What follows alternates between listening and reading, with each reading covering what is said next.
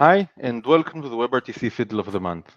With me, Philipp Henke, and this time we're going to talk about the single peer connection with two video sources and what happens there. Philip, do you want to explain a bit what we're going to look at? Yes, we've seen a lot of questions recently about whether you should use one peer connection or two peer connections when you share the camera and the screen at the same time. Mm-hmm. And I did a fiddle, and then it turned out to be very interesting because we can see a lot of interesting behavior. Okay, now before that, if you remember like 5 or 6 years ago, even more, I wrote something about you need a single peer connection within your application. And the reason for that is that you want to let WebRTC know what is going on, and you want to have less resources spent around overhead than you want around the actual content.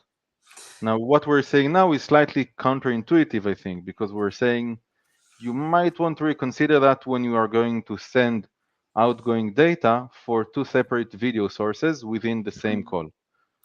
Yes. I mean, in And that, general, you want to avoid two peer connections because that means two DTLS handshakes, two stun pings going on all the time. And more importantly, you have the two bandwidth estimators fighting each other Mhm. as a worst case So scenario. let's use one. And then it's the same call anyway, so WebRTC can understand everything because we tell him everything in that single peer connection. Mm-hmm. And let's put there both the camera and the screen sharing content, right?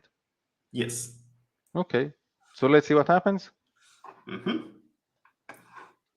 Wait, let me, yes. Yes. So I'm going to start the camera already. It's not visible on the screen, but I want the graphs to run for a few seconds while I explain it. So we Okay. have a pretty standard HTML snippet. It has the graph library that is used for the WebRTC samples. It has two graphs for the bitrate, the overall bitrate, and the bandwidth estimation. And the second graph is for the per sender outgoing bitrate. And then we have the fiddle itself. I'm going to minimize the HTML part because it's boring. It creates two peer connections. On the click of the start button, it gets the camera with a 720p resolution, and then it negotiates. And it adds a bandwidth restriction of 1.5 megabits per second by adding a B equals AS line to the remote SDP. So that is easy, and we can see here it ramps up nicely to slightly less than 1.5 megabits per second. Mhm. And So what that, we have is two peer connections connecting to each other. What you did up until now is connect the camera over that, and in the peer connection, the only thing that we've done is limited the bitrate to 1.5 megabits per second. yes. Okay. In practice, you will see some limitation by the network often. Mm-hmm. So now we're going to add the screen to that. And we're going to do that by calling get display media with video, add the track, and still do the Mm-hmm. restriction of 1.5 megabits per second. Okay. And when we do that, I'm going to share the same tab here. And that is relatively static content. So the encoder is going to produce a keyframe, and then it's going to produce very low bitrate delta frames. Okay. And what we see here is that the camera dropped from 1.5 megabits to 750 kilobits per second. So what we see is that the bandwidth of 1.5 megabit that is available is divided evenly between the two tracks or sources. Okay. So the WebRTC peer connection said we have 1.5 megabits per second. I've got a camera and screen sharing, two video sources that I need to send.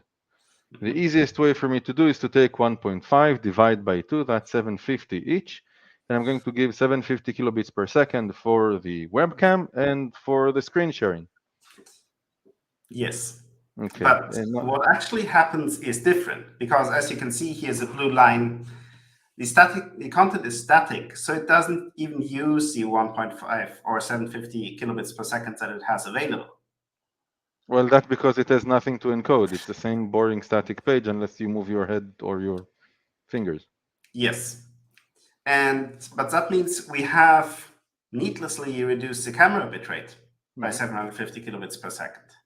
Okay, so although the peer connection knows it all, has everything, he looked at the camera, says, well, that's 750. He looked at the screen share, that's 750. But he wouldn't say, well, the screen share didn't use everything, I can increase the camera. Yes. Okay. Now, there is a way to control this split a bit.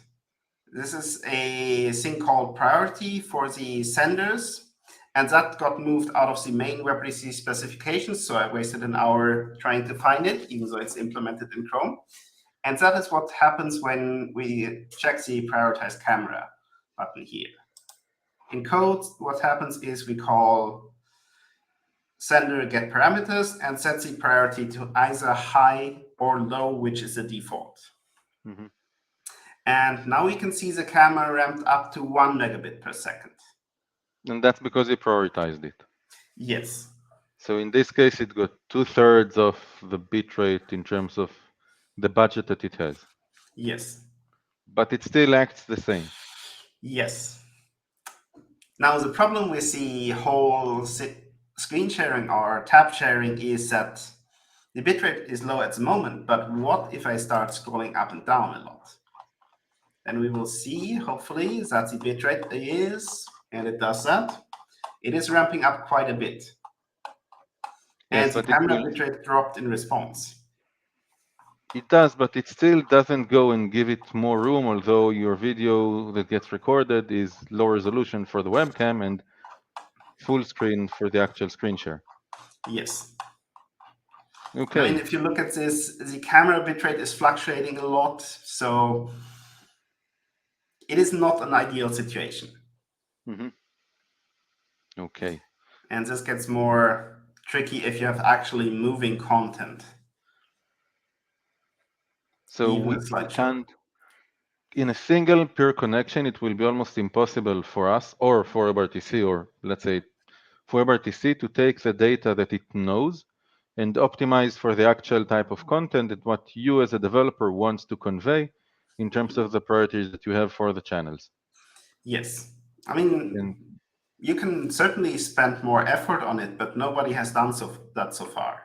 mhm. And for example, Google Meet uses two-peer connections. Yep, that was the next thing that I was going to say.